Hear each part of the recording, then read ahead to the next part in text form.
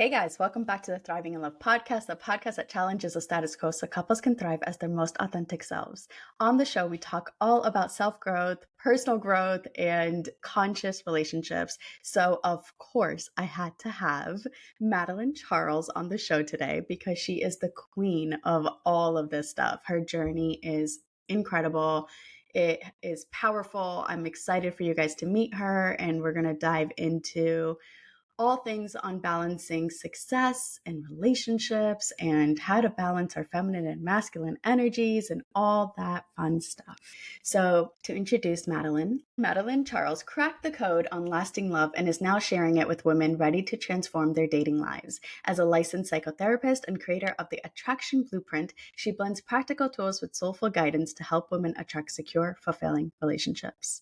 Madeline turned her love story into reality, creating a deeply connected life with her husband, Shaun, in the mountains of Colorado, and the wedding photos were unbelievable. So go check out her Instagram to see those.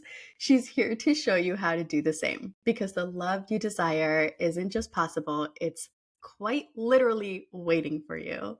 Madeline, welcome. And thank you so much for sharing your love, your energy, and your magic on my show today. Oh my gosh, I am so grateful to be here. Thank you for inviting me. And I am so pumped for this conversation. When you reached out and suggested this topic, I was like, yes, please. So sometimes I get these intuitive nudges of topics that I want to do, and then I sit with them, and then the universe will literally as I'm scrolling or in my meditations, I'll have names drop in, and yours came through so strongly to have you on my podcast. And first of all, we met, I think, fall 2023. You were prepping for your wedding. I just can't believe it's been so long and I haven't had you on my podcast. I think it's all divine. It's all divine timing. So I'm excited that you're here now today. Share with us a little bit about, first of all, your wedding. How was it? How'd it go? And has marriage been? Now it's been a little over a year. How is it compared to how you thought it would be?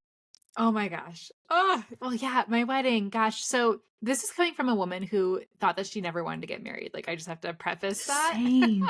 I had a lot of baggage from my parents' divorce and their remarriages and subsequent divorces and remarriages. And I would just made that vow at a young age of I'm good. I don't think I need that. And so it took years into my relationship for me to have this deeper heart opening of, dang, maybe I do want that, because now it's not just in context of the potential pain and hurt that could come, but we're talking about me and you, and that feels different. And so, yeah, about 5 years into our relationship, we tied the knot, and it was such a representation of us. I feel like it really helped that I was 34, he was 44, we were older. It was very much based on our terms of this is how we want it to look. We had this female officiant that was I swear to a medicine woman shaman. She was doing energy clearings and directional blessings, and we wrote That's our so vows beautiful. And yeah, it felt very us, and everything we heard was God, this is the most authentic wedding we've ever been to. It's so reflective of you guys. We felt like we were part of the ceremony. We weren't just watching it, and every detail, it was just reflective of, yeah, who we are. We had a Fish, Grateful Dead cover band, which is our two favorite bands. And so, yeah, it felt really great to symbolize our love in that way and to cross that threshold. And then I was surprised 6 years now into our relationship, how different being married is. That it really did create this extra layer of commitment and just containment of we really have stepped into this new thing. Yeah, I wasn't expecting that necessarily, but it's felt so good. It's created, I think, this extra layer of safety and security and just stability. Yeah, that wasn't there in the same way. So that's been surprising, and it's been just a beautiful journey. First of all, your wedding sounds incredible, and I love how intentional you guys were about making it about you and not just this societal way of how we do weddings. I used to be a wedding planner, and it was the number one thing was people felt like they were just doing things based on a Pinterest board or what their parents wanted. So it sounds like you guys were nope, we're going to be really intentional about this and make it a reflection of your love. So I love that so much. That's so cool. So were you guys living together before you got married? Yeah, we had for a number of years.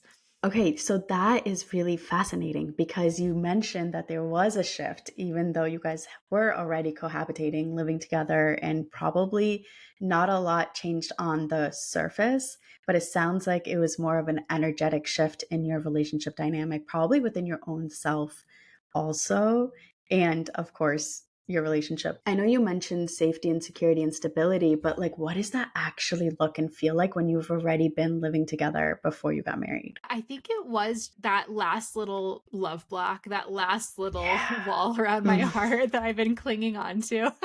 Like literally. letting that go and really leaning into what we are feeling that marriage symbolizes for us, really that lifelong commitment, that like we're all in, we're committing to figuring it out in every iteration of who we become and finding that middle ground together. Mm, It felt like it really caused me to rise to the occasion in a way that I hadn't before. Like I remember trying to write my vows and being like, this is intense. Like, it's not mm, just finding the right words. It's like, what do these words represent? Like, what am I yeah, putting on the line here? That was kind of a revealing experience of like, that's massive. Wow. yeah. Yeah, So it did feel like even though we had been cohabitating and in this committed relationship for years and years, it was like wow, like marriage is symbolizing this next iteration. And yeah, I did feel like I had to let some of my kind of like wounded feminine patterns go in the process where it's like, hey, like yeah, you get to step into like a more mature way of relating, which is really cool. I know we're going to talk more about the ambition piece, and then it's been interesting since getting married, like yeah, just even more of that devotion of like where do I fit my work in, how do I source my kind of core feminine needs and what that looks like in my marriage versus my work. And so that's kind of been like the next thing that we've unraveled. But yeah, that I feel like having the containment of marriage allowed those other things then to come to the surface. And it's like, okay, like this is your guy, this is what you've committed to. So anything now that you're navigating, like you get to look at it through that lens of is this serving or not? And so that's been like a huge initiation as well. I'm sure we can get into.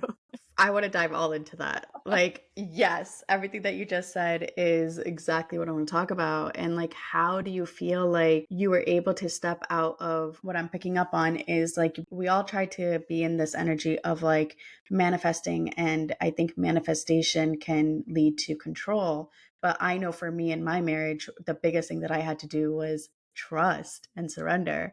So, what was that similar for you? Like, how is that shift for you going from that wounded to more of that mature love? I feel like us getting married, it gave us both like more permission to maybe like say the things or like a little bit more of like, hey, like these are maybe patterns that haven't always been working. And now we have these parameters where we can kind of speak to it. And there are maybe heightened expectations, let's say, and that feeling healthy and that feeling good. And so yeah, I know earlier I met my husband right when I was like a couple years into my business. And so everything was still new and fresh. And I was very much like hustling all the time and in that like boss babe persona. Yep. And my boundaries weren't great. He'd be like, hey, like, let's start dinner. Let's like be intimate. I'd be like, oh, I'm still at my computer. Like, I just was having a hard time disconnecting. I was always chasing the next thing. Mm, And I think for a while in our relationship, my husband was very patient and like gave space for it. And then I think there was this turning point for him where he was like, you know what? That's actually not working. And like, wow. and understanding a lot of his path had been to be more assertive and to speak more of his mind and have those boundaries. And so I could see when he would come to me with like, hey, things kind of need to shift here. It was like, oh, like this isn't just for me. This is like part of his journey as well. So yeah, like what am I choosing? And I think that a lot of women who are highly ambitious and successful, like they kind of grapple with, can I have it all? Can I have the success and the love? And I want to say yes, but I have come to this place of realizing like maybe you do have to choose. And Yeah. what would it look like for you to choose love above all else, recognizing that that gives the foundation for the success and the ambition to follow. Beautifully said. Also, like, kudos to Shaun. Yeah. Like, having that beautiful masculine energy and container. I think a lot of men can be a little more passive and they're just like, go with the flow. It's okay. Like, this is just the dynamic. But the fact that he wanted more love and wanted more connection and was willing to speak up and say that to you, you're a very powerful woman. So it could have gone either way. Like he literally had to surrender. Like, how is she going to take this? You could have taken it in a way of like, hey, like my business is my baby, my life. Like this is everything for me. But that, and what was that shift like for you? Because I think a lot of really highly ambitious women have clawed out of like the corporate world or from, other just scarcity mindset in order to step into entrepreneurship and build something that can really nourish them. And then now you're at this point of, okay, this has been my whole world. And now I actually have to expand my world, not get triggered by him wanting more from me, but actually honoring that he's my husband and he is voicing something that he wants and desires and holding space to listen instead of getting reactive. Was that an issue at all? I knew deep down that there was truth to what he was sharing because I could see, like I said, like, oh, I think I am stuck at my computer. Like I'm having a hard time And with it requires boundaries. awareness. That Right. awareness is so important.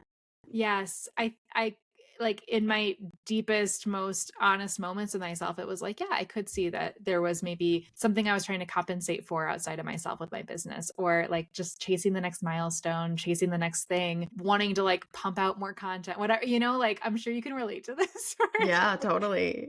Like there, like when you work The for early yourself, there's days just of entrepreneurship. Yeah. yeah, there's just always something more to do. And so like really getting curious with myself about like what am I trying to achieve anyway? Like what if I were to step away from the laptop, like back away and like get more connected with my man, and how might that source my creativity, my inspiration, give me more of what I'm looking for in a sustainable Mm. way so that when I do get back to my work, it's more focused, it's more potent, and I'm less emotionally entangled in the stuff that doesn't actually matter. And I think that getting closer to my husband, I was like, wow, like there's some like intimacy stuff there. Like that's like intense. It's vulnerable. That is a different realm than like, oh, I can just pump out more content and like I feel safe over here. And it, right? Like A it 100%. asks for a different version of yourself. And I had to really look at like, why am I not wanting to lean into that? Like, what am I afraid of there? So many layers.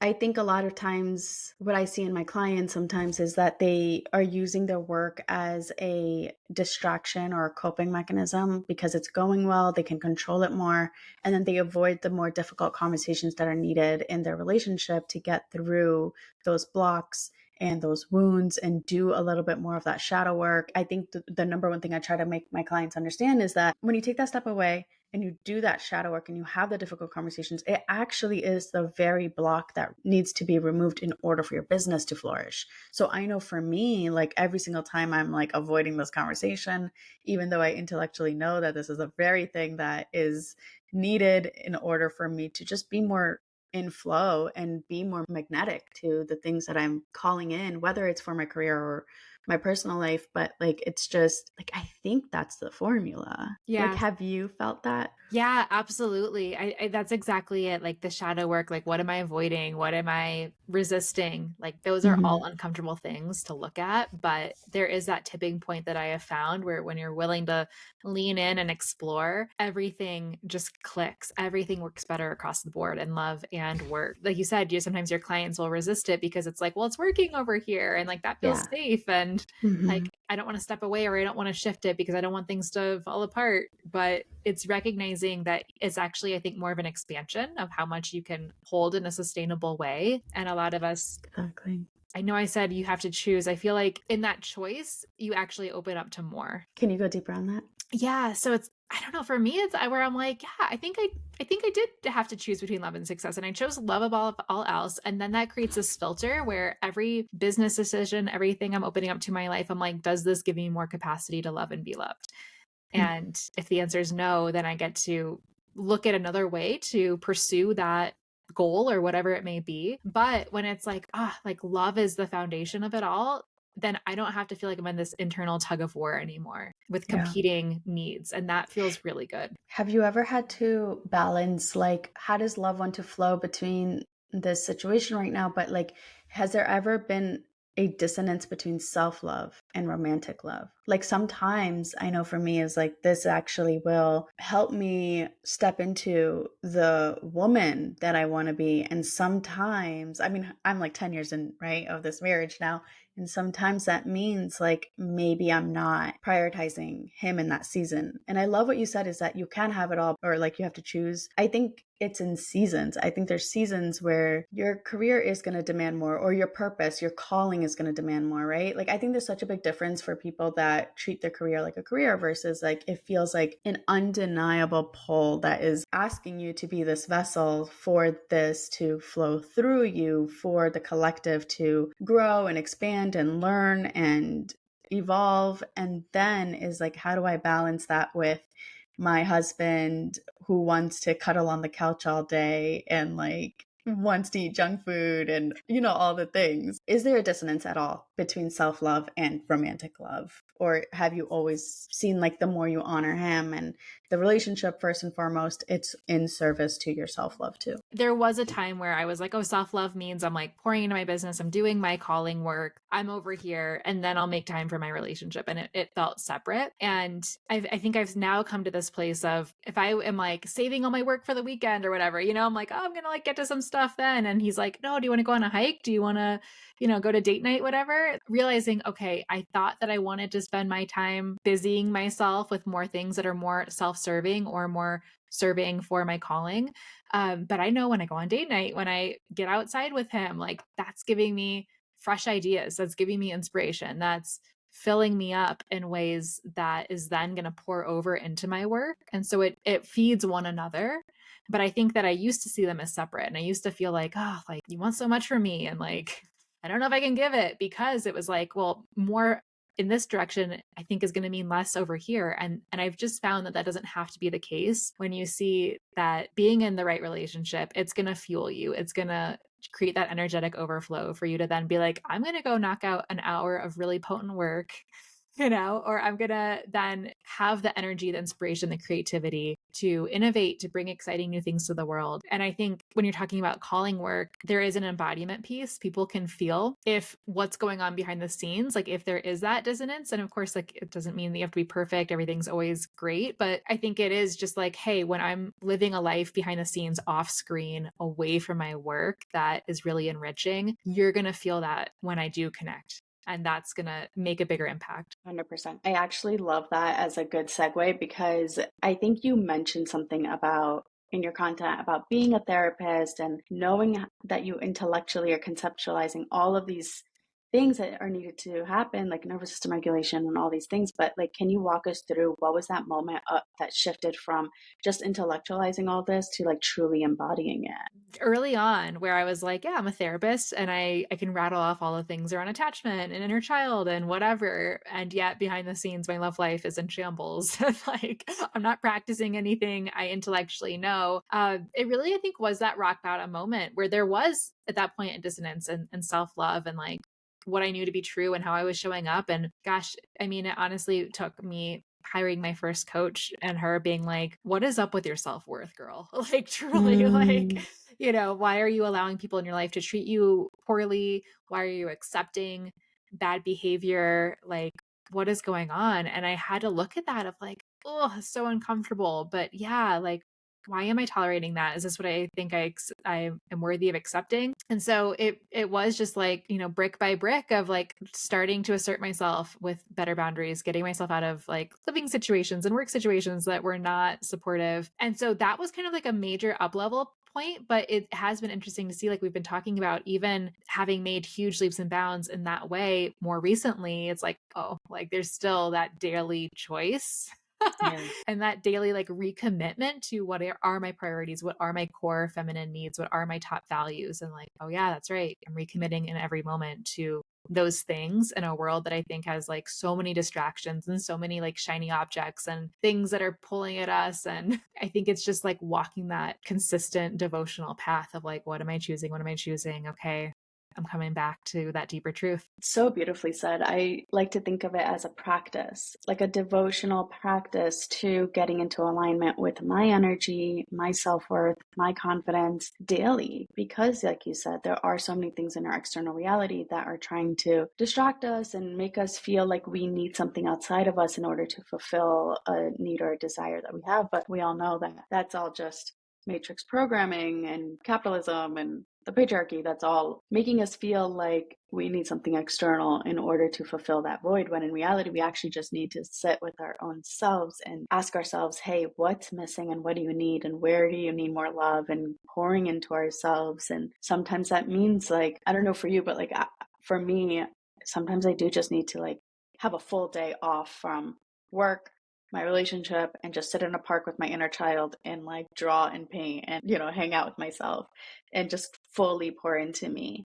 So what does that look like for you? Do you have moments like that, or do you fill up your cup with Shaun? Yeah, no, I definitely, like, as much time as we spend together, I still very much need like Yeah, my Madeline me time. space. Yeah. Yeah, and so actually this is a great example. Like, while we're recording this, this is one of my like no client call weeks, and so I have one of those every month, which is just so necessary, of just like Yeah. stepping away from serving and supporting, and yeah, like more white space on my calendar, just doing things that are supportive for myself. Absolutely. I think as much as the relationship serves, it's like I still need to be in my own space and my own energy and like connect back to me, because otherwise it can be that slippery slope of like looking to him to fulfill those things.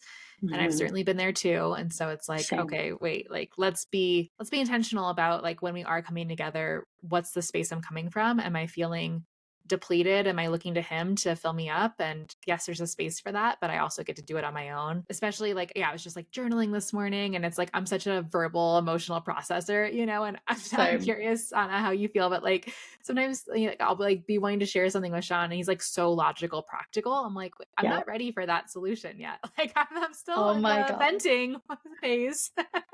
I think we literally had that conversation 2 nights ago. And I'm like, and then he gets tired. He's like, "Oh, I feel like I've been in like work mode." And I'm like, "Well, that's because you're trying to solve my problems instead of just listening to me." No, it's such a dance. It's such an ebb and flow. And I think that's the beauty of love. I think like the biggest misconception is that you get married and then you live happily ever after and it's going to be smooth sailing because I've done this in a work and they've done this in a work and there's going to be no problems and we're just going to be in bliss. So, how has your business evolved and the messaging evolved as you've been stepping into this role of mature love? Oh my gosh, that's such a great question. And it's interesting because I feel like I am in the evolution right now, and Mm, I almost feel like I'm like too close to it, but I do know that my messaging and like I am shifting. And so I feel personally like, having walked through the things we've talked about, there's this deeper layer of confidence that has been unlocked within me, where I feel like I now have the capacity to take up more space. Like visibility is my word for the year. And so, like, you know, having this invitation to come on the podcast was like so serendipitous. Having that expanded capacity, I think, comes from that solid foundation and not feeling in conflict and like I've got to pick and choose and can I have it all, and you know, more over here means less over there. Like having cleaned that up, I'm like, yeah, I feel really solid going for those next goals and desires, because I don't subconsciously feel like it's gonna negatively it's impact in something else. conflict.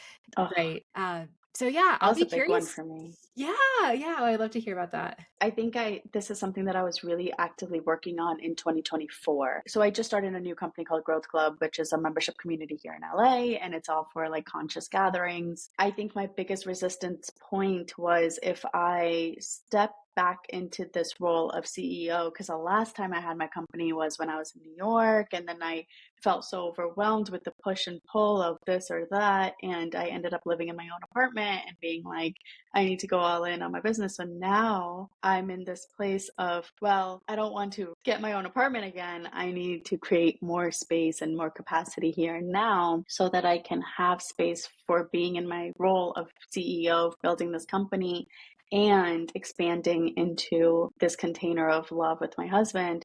And it takes so many conversations and it takes so much patience and understanding and just really honoring that you don't need to choose, actually. Like, I know we said you kind of need to choose, but I think that we're evolving into the space of you can create enough space to have it all when you realize that using discernment and being really intentional about, okay, waking up in the morning, having your morning practice, having your morning pages or journaling or meditation and whatever you do, and feeling into, okay, what needs my attention today? What needs me today? Where do I need to be today?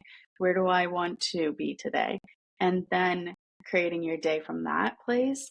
So instead of being like in this energy of like, oh my gosh, I have so much to do, and I also have my anniversary coming up, or like I haven't had date night in a while, it's kind of like tapping in and feeling the nudges of your body.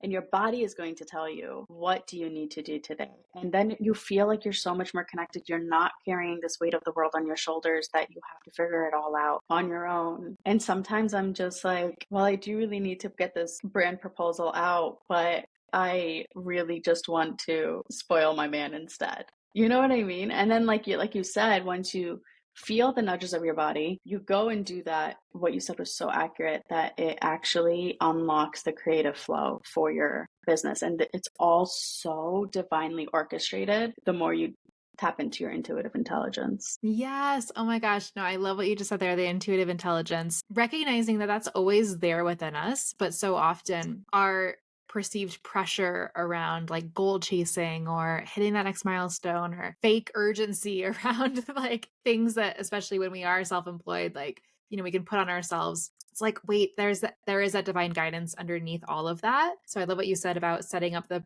conditions to be able to access that every day. Do you feel like you're moving from your masculine energy into your feminine energy when you are getting off of work mode and into date night? Like, or have you brought in more of like your feminine into all aspects? Yeah, I actually feel it's like something I've been playing with recently is just letting go of goal setting altogether. Like just Truly. Same. yeah, like of course I have, ideas of like how many clients I'd like to have or whatever, but just like softening that so much and being like whatever is going to come through is going to come through and it's going to be great. And I'm no longer comparing my current work endeavors to like the last iteration and like how does it Mm, compare and just getting into all of that. And so I think letting go of some of those more masculine kind of metrics has allowed me to still show up really powerfully, but in a more feminine embodied way. And then, yeah, when it's time for date night or like transitioning from the workday, honestly, I love slipping into something sexy that feels mm. good. And that's just my like physical representation of workday is done. It's time to just be in my juicy energy, feeling good. And so that's just like a really cool way to bookmark that transition. Yeah, I But love that. It's such a kind of ritualistic in a way too. yeah, yeah, and Beautiful. then yeah, it has been interesting how when I'm no longer seeking that worthiness and external validation through my Mm, work, I have more energy at the end of the day. I have more capacity for intimacy. Like I'm not still rehashing things in my mind over dinner, like it's totally. been really cool to see that. That's so powerful. I'm going to take that with me. So thank you for that really practical way to shift that energy. I love it. So actually, I really want to talk about attachment styles, because talking about evolving our content and our messaging, I know for me, when I used to talk about attachment styles, it would be helpful for people with self discovery, but it could also be detrimental as an identity, because once you attach your identity to it, I think then you're just manifesting and calling in more of that. So, how has that evolved for you? Oh my gosh. Yeah, I think that's such a great point. That's one of the reasons, like in my attraction blueprint method, I do speak to earth sign, air sign, fire sign, and Mm, I adopted those labels, let's say, because avoidant, anxious, like, ugh, like it just carries such a charge to it. And then to your point, yeah, people are like, I'm avoidant. That's just who I am. Like, that's how I show up. And you just get stuck in that. I like looking at it like, oh, this might be kind of a default way, or like this has been kind of my history. But where I think we get stuck sometimes is in that rigidity of like, this is a label, this is how I see myself, this is just mm, like the box I'm putting myself in. And that's not supportive. So, yeah, I love your work. And I think like we're aligned in the way of like, okay, like that might be a tool, but like we're off we're actually looking at expansion and evolution and like moving beyond those default things. And so when that's the lens, then it's like, okay, yes, like I don't need to have a fixed identity. I don't have to relate to myself or others based on this like set of criteria in this box. Exactly. I love what you said that it's like label, it is a label, and like these labels really do create our identities. And, sometimes I have clients that have been diagnosed with anxiety or depression, and they go into everything with that label of like, oh, I'm an anxious person or I have anxiety. Instead of anxiety being an emotion that you may feel, sometimes it becomes this overarching personality trait. How do you do that, by the way, like with your clients? Is like, how do you walk them through that shift of this may have been how you showed up, but it's not what you have to attach your identity to, and you kind of have to do that work in order to step out of that label. Yeah, yeah. So I like looking at the realms of energetics, embodiment, and emotional intelligence. And so Yeah. energetics being that feminine masculine side that I know like you're really great at supporting people with as well. Looking at like those wounded patterns, some of which we've touched on already, like and then moving into more of that integrated space. And so we might look at parts work and things like that. The embodiment piece, nervous system expansion, increasing your capacity to hold more intimacy, looking at what I call your intimacy threshold. So it's like, where is the point at which in love and connection you start to put up defense mechanisms, and seeing it for what it is, softening around that, incrementally opening up to more beyond that point. And then the emotional intelligence, which is like, hey, you're not your triggers, like your identity is not fixed. There's a whole realm available to you that you get to like adopt how you want to be seen and perceived and experienced in the world, and like you get to step into that every day. And so I think allowing people that remembrance of, oh, I do have choice, I do have agency, nothing is Mm. set in stone regardless of what's happened up until now, that can shift in any moment. And I think that that's something we forget, and it's like so liberating when we remind ourselves of that, because yeah, like there can be like a perceived safety in like the label or the identity, and we kind of just attach to it because we're like looking for something to hold on to. But then when we open up and remember that choice, then it's like, oh, then I can like step into something else that's actually going to serve me.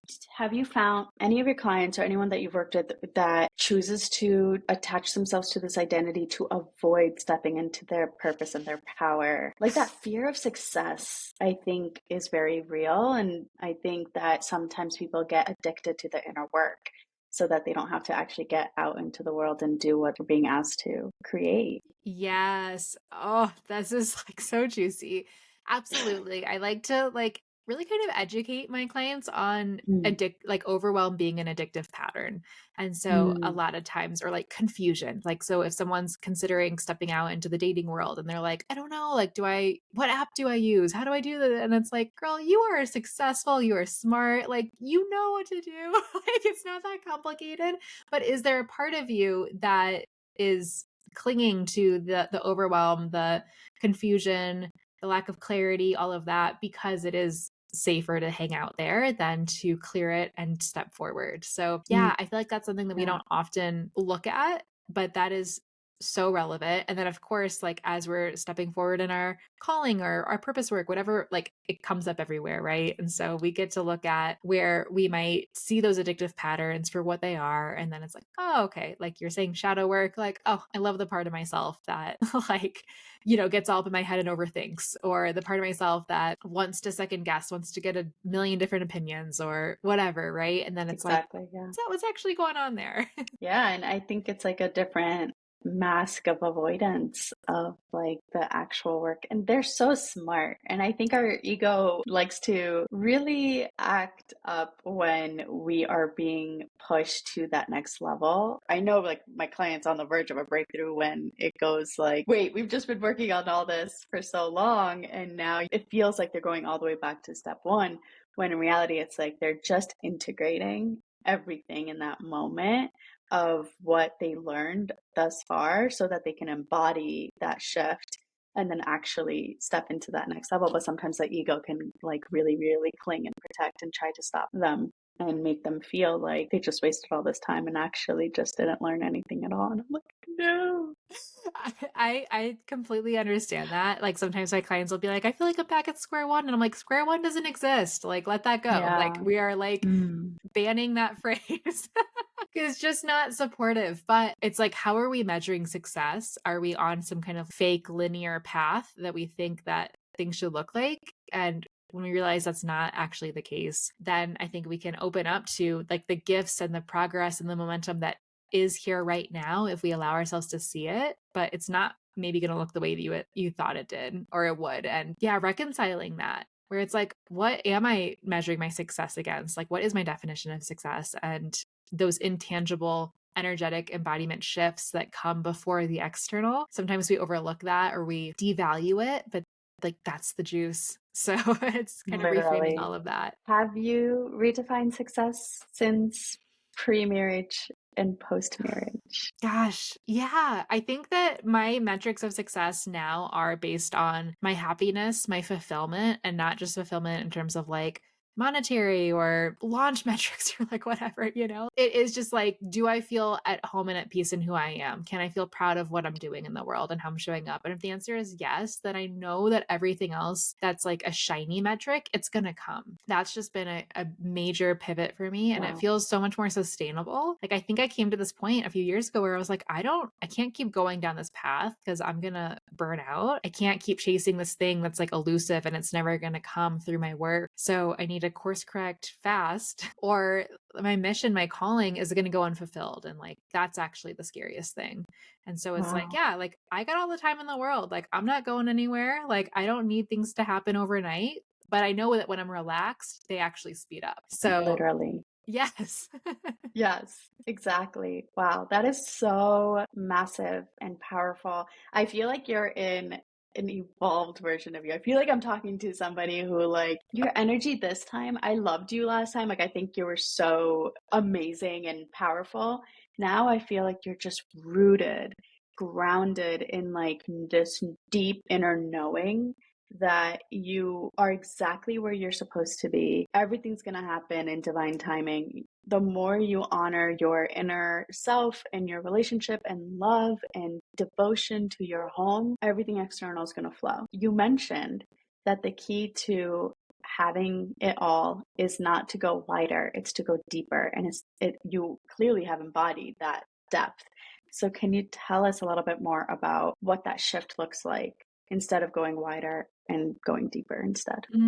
Yeah, yeah. I love reminding my clients of this because I find for them and for me, that shiny object, like I talked about, where there's so many different avenues to receive support, so many amazing resources out there. And that's a gift, but it also can be a massive distraction when you're like, I want the next thing, whether I want my partner, I want the career move, I want whatever. And then you are often looking outside yourself, trying to consume all this information, piece it together. And that's that kind of like wider approach that it just is kind of surface level. And so I have found it to be really powerful when you're like, hey, okay, like let me go deeper into like one specific mentor or community or method. Like, let me really pay attention to like what I'm feeling pulled towards to trust there's wisdom there and then go all in on that specific thing. And so often we'll work with my mentors for like years and years because I'm just like, no, I don't want to like hop around and like reestablish relationships. Like, I'm going to go deeper with someone who continues to get to know me, see my patterns, all of that. So yeah, that approach, it's just like, okay, maybe sometimes tuning out the noise can be really beneficial.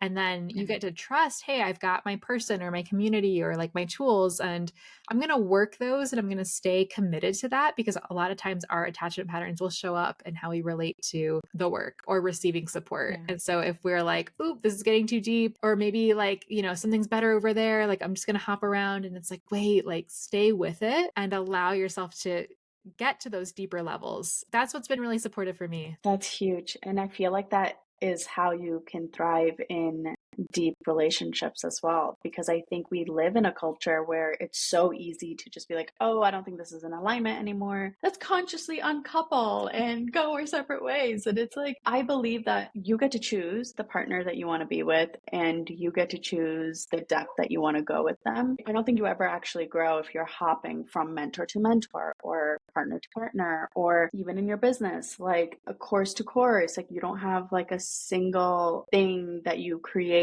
and devote your time and energy to, then that depth, that's how you expand. Like the deeper you go, the higher you ascend. Yeah, thank you so much for sharing that. I love it. What else am I missing? How can my audience work with you? I feel like this conversation has been enlightening for me. I am obsessed with you. I feel like you are this fully delicious love goddess who is just here to take over the world with all of your magic. So, Oh my how gosh. can my audience work with you? Yeah, well, you can find me on Instagram, Madeline Charles Coaching. I also have my own podcast, the Irresistible Woman podcast. So that's a great place to dive deeper into all the things we've been talking about. And then, Sana, you're so gracious to be offering the opportunity for everyone to step into my free gift. That is the Sexy, Successful, and Secure in Love Masterclass. And so we will be going deeper into my attraction blueprint method. And yeah, if anything in this conversation has sparked you, connecting in any of those three places is going to be a great starting point. And then I'd love to get to know you better and see how I can serve from there. But Sana, I just want to say thank you so much for this opportunity. This was incredible. And it is really fun to reconnect after a couple of years and see how far we've both come. This has just been the most like easeful, expansive conversation. Thank you. Oh my gosh, it's been such a pleasure. And I can't wait to do it again in another 2 years and see where our magic takes us then. Thank you so much for being here. Thank you.